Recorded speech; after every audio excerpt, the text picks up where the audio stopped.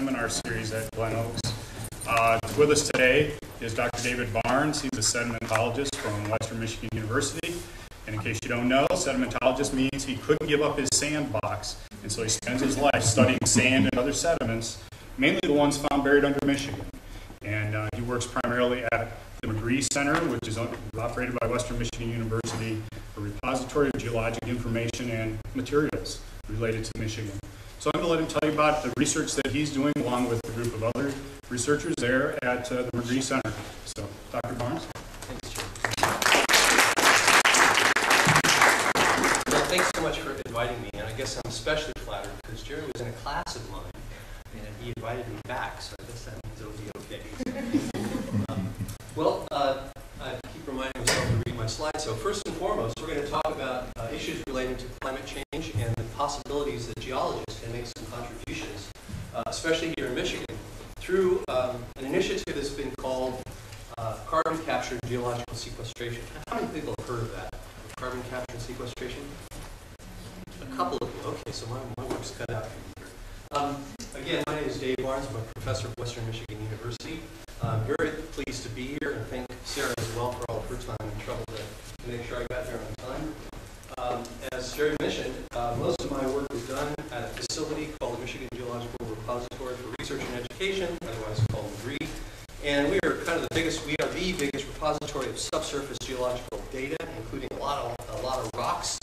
And in the last few years, these resources and some of the researchers and their expertise has resulted in us being very much involved in this initiative for carbon capture and sequestration, which I'll tell you more about. But as I tell my students when they give talks, because you might not get finished and make sure that you get to the end of your talk, I'll give you the punchline here right up front, and that is that we can do this here. This is something that is very viable, a very significant possibility for mitigating greenhouse gas emissions and addressing climate change right here in Michigan. Oh, let's see. By the way, let me just make sure and mention that I am a representative of the Department of Geosciences, and we, of course, are delighted to have good students coming to our program. And Jerry and I were chit-chatting a little bit about the possibility of folks coming up and visiting, and perhaps getting to know a little bit more about our university and the Geosciences Department in particular. And I thought I'd ask how many folks have done or are doing geology or geography class in this department, or in this college? Nobody. Oh, my. Okay, my job's really cut out. Well, one of the things I think that's a bit of a hallmark of this seminar presentation's format is to give you some idea of how you might apply things. And one of our principal focuses at the Geosciences Department, not the only one, actually ends up being applied geosciences, making use of the geological sciences for practical purposes here. So if somebody people are always asking, what's geology? I said, please, what's geology? What do you think of when somebody says geology to you? The Earth. Okay, that's a good answer. Study of the Earth. Study of the Earth. Excellent. Most people say rocks. Well, there's lots more to geology than that. There's processes and materials and consideration of life through time, etc. But what I'd like to try to do is to show you how being a geologist can be applied to what I believe is a very significant problem and concern, and that is the issue of climate change. Okay, well, Secretary of Energy Stephen Chu, a Nobel laureate, a really capable character, ends up being the Secretary of Energy in the United States right now. And he happened to make some statements in association with the announcement for lots and lots of money to help with studies on carbon capture and sequestration here recently. So a lot of research money were involved in financial support, primarily from the federal government, on carbon capture and storage projects. But some of his statements I thought were a good introduction to what I'll be talking about today. And that is, first and foremost, the motivation for all of what I'm going to be telling you about is the overwhelming consensus on the part of scientists that carbon dioxide emissions from fossil fuels have already changed the climate, and we are on a course which may be very, very hazardous. We may end up spending way more money and having much, much more problems not doing anything than doing something about climate change. Okay? Obviously, I could spend the next 5 hours talking about that, but I'm not really going to do that in this talk. That's kind of the foundation of why we're undertaking the activities I'm going to tell you about. But I think everybody has an appreciation for the fact that prosperity pretty much depends on reliable and affordable access to energy. And as you'll find out in the presentation, the majority of that energy is derived through the combustion of fossil fuels. And certainly coal is a very significant fossil fuel resource, especially here in the United States. And for these reasons, Secretary Chu, and he's putting his money where his mouth is, to the tune of several $billion, believes that we have to make it a goal to advance this initiative of carbon capture and storage technology to the point where it can be widespread and affordable in the next 5 to 10 years. Okay? Well, it sounds like something you ought to know a little bit about, it seems to me. The idea of carbon capture and storage, otherwise called CCS, is various methods for capturing and permanently storing anthropogenic CO2. Anthropogenic meaning human-made, right? Stuff we make.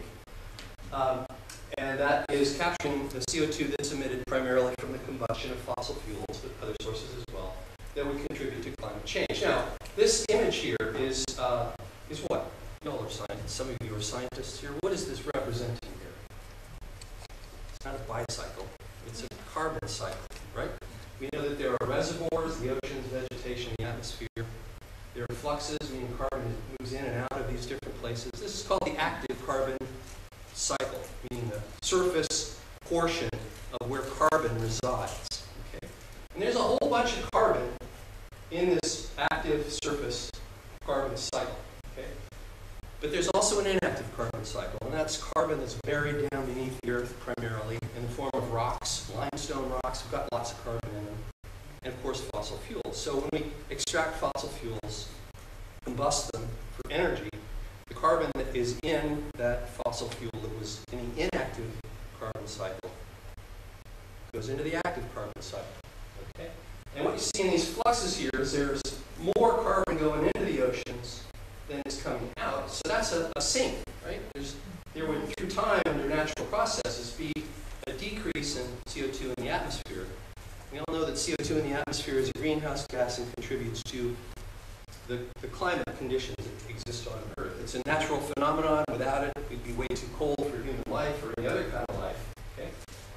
But this carbon capture business serves the purpose of short-circuiting the emission, and these numbers relate to billions of metric tons. In this case, carbon, as opposed to carbon dioxide, which weigh different things. So if you're talking about carbon dioxide, that weighs different molecule of carbon. So keep in mind that some of these numbers may not look the same because you're measuring different things. But the whole CCS process is all about short-circuiting the emissions of CO2 out of primarily industrial point sources. We can run around behind a car trying to capture carbon. But go to a big industrial point source that's burning lots of fossil fuels and try to capture carbon. Now, just to make this a little simpler, think of a bathtub, all right? And the emissions, and this is a newer slide, so there's more emissions than there was in the previous slide. This is the amount of carbon that's in the atmosphere. We're pumping 8 billion tons from the inactive carbon cycle into the atmosphere. The ocean is allowing a couple of billion tons to leave the atmosphere through this flux business, and the land is absorbing some. But basically, there's 4 billion tons of CO2 added every year. Okay? So again, if you think about a bathtub here, you got more coming in than coming out. It's going to happen. It's going to overflow. All right. So this is what the volume, or the mass, I guess, would be of the carbon in the atmosphere in glacial periods. Okay? This was pre-industrial